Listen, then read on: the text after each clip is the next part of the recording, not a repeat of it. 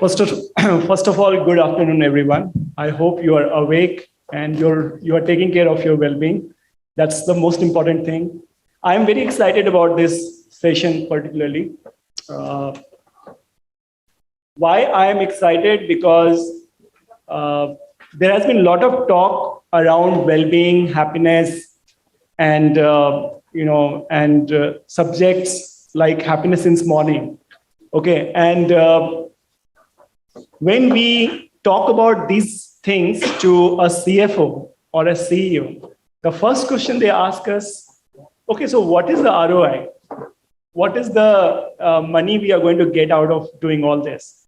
Because in their mind, every rupee you spend should give you some return, right? And the more I speak about, there are something which is about well-being of people, and there is intangible benefits which is going to come. Somewhere it does not cut ice with them. And I think over the years, obviously, COVID has ensured that there has been a lot of focus around this coming back. But it is a great opportunity for me to have our eminent panelists coming in and talking about this particular aspect. We have got Mr. Murthy joining us from Jamshedpur. He is the managing director of Tata Tinplate. And he's the one who has asked me this question right in the beginning when we went to him at the beginning of HappyPlus. So I thought it's better to have him here and ask some questions. And it's important for me to take a opposite side of this and ask him that why somebody like him would be investing in the well-being of his employees. So, sir, from you, we'll start from you. Thanks, Ashish. Actually, one of the reasons I've been in this group for 35 years is the fact that it's been a very happy experience because of the atmosphere, the culture, and the kind of relationships which we have built over years. And having experienced that throughout my career, the importance of having a great boss, the importance of having caring people, empathetic people around you, you always feel more energized, and not only mentally, but physically as well. And therefore, I have no doubt that there's a strong payoff in having happy, engaged people in the workplace. Yeah, absolutely. Coming back to Meenakshi, you represent a company which is into manufacturing, right? Right. And come what may, if we are from a technology company, we can always say, okay, work from home and do hybrid and stuff like that. You can't do that. That's what I assume. And if you can't do that, then obviously people can say that you are not taking care of them the way other companies are taking care of. So how do you deal with situations like this? And how do you ensure that even in those situations when you have to come all the time to office, your well-being is being taken care of? Okay, thank you. So I am Meenakshi Thakur and I am heading the Runaya group. So basically, this is a group that takes care of green metal production. So basically, we are into reducing the carbon footprint. And to your question, though we are a manufacturing setup, but the most important thing, how do we take care of our employees? So every organization does that. But the most important point is taking care of the family. So once you have your employee who is mentally satisfied, that his family, his kids, and everything is well at their home, then definitely the productivity and mental well-being of the employee will be better. So if I say that, I mean that for the family, you can have the social club wherein their spouses, their children can be there. For their kids, you can have the education or the sports facilities, so they can be engaged there.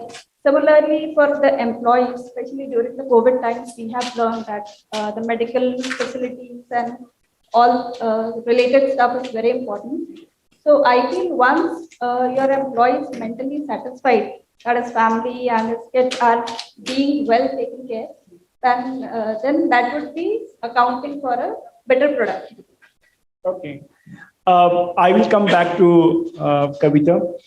You came just in time, and I'm sure it would have taken, an impact on your well-being. You are from media, and we know the type of environment media works in today's era. You have got no fixed time. Things can happen at any point of time, and you have to be the first one to be there and the last one to leave, if at all you want to leave. Okay. So my question to you is that with such grueling schedules and tough work environment, how important it is for you to take care of your well-being of your people? I think that's fundamental.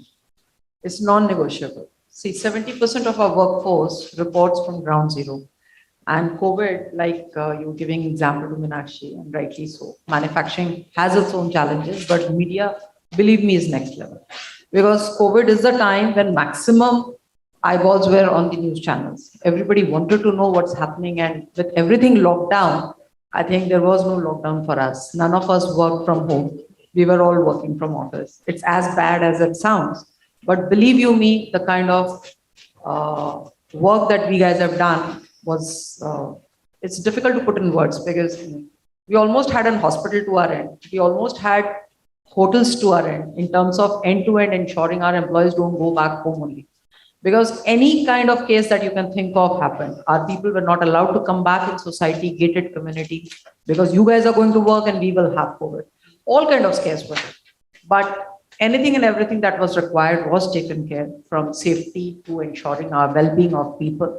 And I personally believe, my personal learning has been that mental well-being has a direct impact. If your career well-being is taken care, your social well-being is taken care, your physical well-being, your community well-being, financial well-being, these are the 5 elements. If they are taken care, believe you me, mental well-being is an outcome. I think it's a sum total of all this.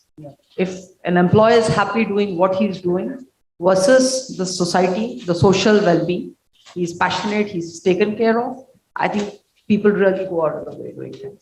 Absolutely.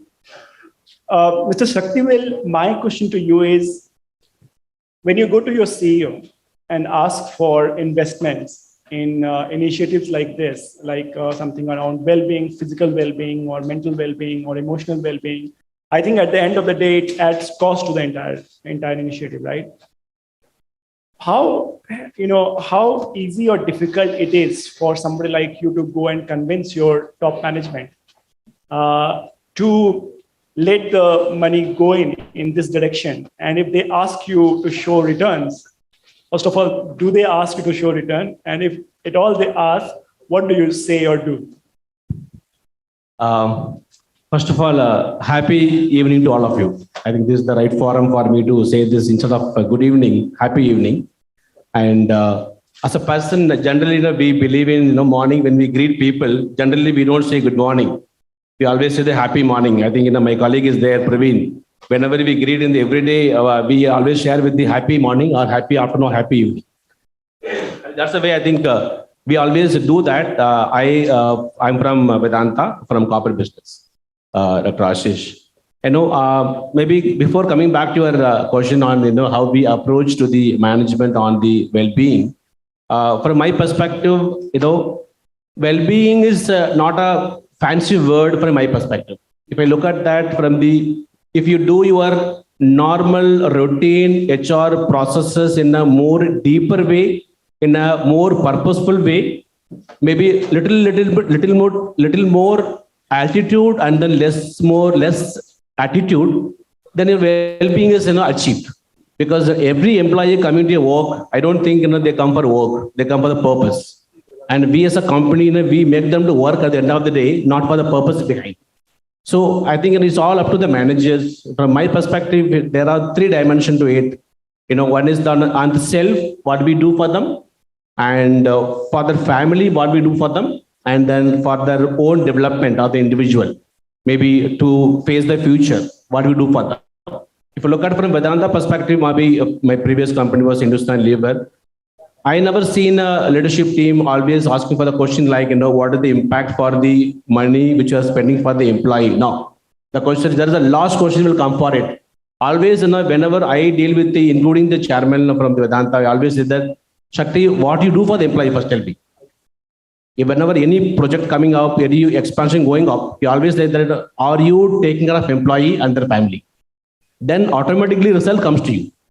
So there's the last one will come to us like what exactly on the ROI on the employee perspective. Yes, there'll be ROI on the finance perspective on the what are the ROI on the project, how we get soon money back. But on the employee perspective, and we are the topmost on the part of it. Maybe I will share more examples in the coming time. So it means your life is easier. You don't have to convince because they are already understand the value of it. So that's nice. I'll go back to Mr. Murthy. You represent Tata Group, and we all know Tata as a group is known for taking care of their people very well. I have myself witnessed that for last so many years.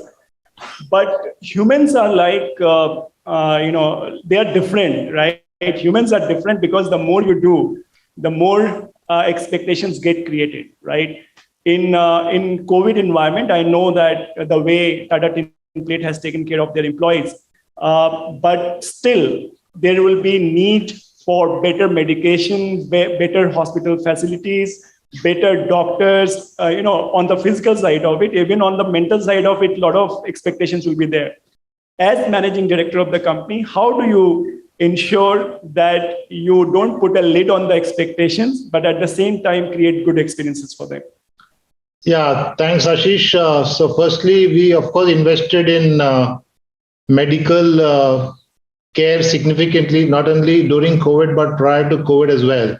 So what we really do is we don't invest in everything ourselves. We have access to the Tata medical facilities in Jamshedpur, and we have access to several other hospitals. So whenever specialists are required or help is required, it's readily available, and that is made available to all employees and their dependents. Secondly, we also have in our fold counselors, and in some cases, psychiatrists also are used where mental support is required if there are medical reasons for it. So we have a complete array of package of services across India which we can avail. So that is the whole idea, and I think having our own hospital next door is a great source of comfort to all our employees.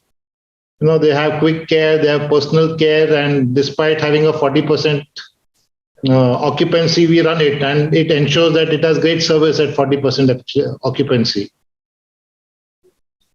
Super. Coming back to you, Meenakshi ji, I would like to understand a well-being program cannot be generalized because you have many people and many people will have different expectations and needs. In a diverse workforce, how do you ensure that these initiatives on well-being are well delivered and well received? And do you have any mechanism to check that you are going in the right direction? Yeah. So for this, rather I would term this as quality of life. So we believe in improving the quality of life. So this has three aspects. Of course, the mental well-being, and then the quality of infrastructures that you provide, and then professional well-being. So these three things, in some or the other way, cater to all the needs of all category of employees, the direct and indirect, and also to their families. So I believe if you work on this specific factors, then definitely this is a one-point solution for all kind of well-being. Okay. Kavita, I will ask you, you are a very positive person yourself, so I am sure that helps your organization leading the well-being agenda. You've also worked around it in terms of ensuring that happiness levels of your organization goes up. Have you seen, can you give some examples where you saw, solid results, tangible results coming out because you took care of your people well, and when you required them to invest at a time of crisis, they came out. So any example? Good question, Ashish. So last year we worked a lot. And we were also for the first news media organization, which was certified as happiest place to work. There's a lot of work that has gone in. The good part, the tangible ROI, if I may put it, was that my attrition, especially in media, what happened was, I think post-COVID, there's been a lot of openings that has come in. Up to certain level, job open, and we all know about the recession and the talent war that's happening. Our ability to attract and retain has been higher. And that's largely to do with the culture that we've been able to build. The fact that you focus so much on employee wellness, well-being overall, I think that has been one very positive thing. Our businesses have grown up. I personally believe the productivity ratio has gone up. We've completely done away with the time office and attendance and stuff. We've moved into a measurement yard where we say it's the output that matters. It doesn't matter where you work from, as long as you've been able to give us the output. So that was another big piece which we've seen as a change. Our productivity metrics have improved. Our businesses have grown. So we've seen positive trend everywhere, including absenteeism. When we actually came up and said we don't want the routine attendance and leave monitoring, believe me, there were people who said there'll be misuse. It's less than 1%. So people are more responsible, and as long as they're measured on output, things really work. So super. Mr. Sakthivel, I now have understood that your top management and the leadership team is someone who ensures that you go ahead with these initiatives. Can you tell us from your real life example, some of the challenges you face when you go and try to implement well-being initiatives, and then how do you overcome that? Okay. So maybe, yes, I think maybe fortunately, wherever we are just trying to do that kind of the well-being, maybe I'm fortunate enough from the company perspective because I'm with Vedanta for about 15 plus years now.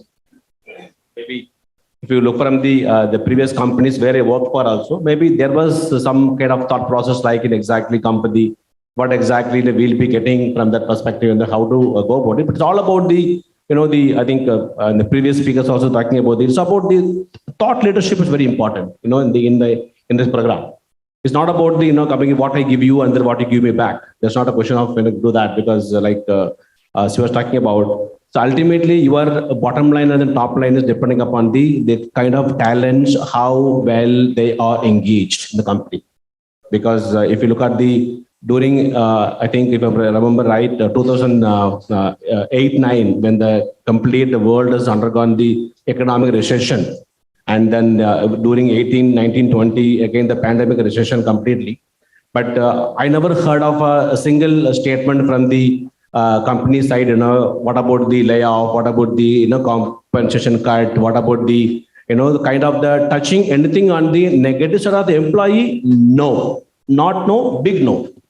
That is the way actually that we always come with the perspective, like we always believe like they are the bedrock foundation for the company. And if they are not well being taken care in terms of their one, not only for self, but also, for example, for their own family, what you do them. When many companies today are talking about we are talking about the employees' well-being in terms of their health care, their medical claim policy. But what about something happens for the employee? What will happen to the family?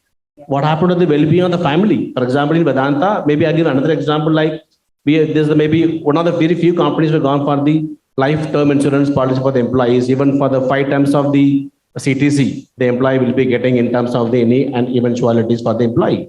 That is the greatest well-being for the family as a complete setup. And there are so many things that are happening, but otherwise, I strongly believe in like the well-being is not a separate process, but the process in itself. Sure.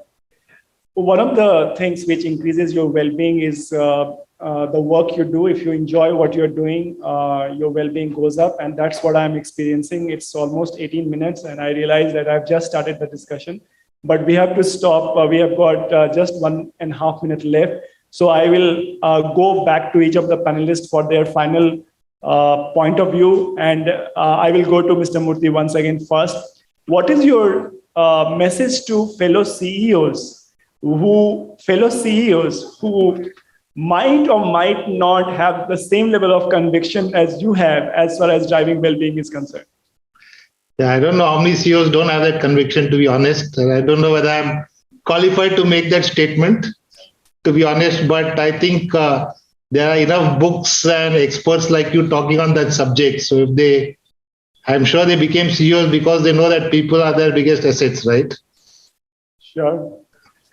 So Meenakshi, from your side, I would like to hear what's your message to fellow CHROs and business leaders who want to do but aren't able to do it in the way they want to do it? Yeah. So my message would be do take care of the employees professionally with a 360-degree view, and also do take care of their families so that they are at peace when they are at their workplace. Absolutely. What about you, Mr. Sakthivel? I think in a simple way, it is the oxygen for the body. Simple. I think if you have to take care of it, the entire part of the body will be taken care. Okay. So I believe that go with the passion. If you're convinced that this is the right path, don't stop. Things will follow. The business results will help you prove this to management and otherwise, because not everybody is lucky to have management just convinced about it. So it's not an easy journey, let me tell you. But with your conviction and passion, I'm sure the results will come. Super. So we are on time. I'll just summarize in a couple of points. I will say that having the blessing of your top management is the first requirement. Ensuring that you understand the needs of your people and try to customize your solutions at their level will be the second one. Third will be ensuring that you have a framework or a process in which you keep taking feedback and go back to them in terms of ensuring that it is customized to their needs, and ensure you do this with a lot of passion. And in this process, you don't lose your own well-being. Thank you very much. Thank you.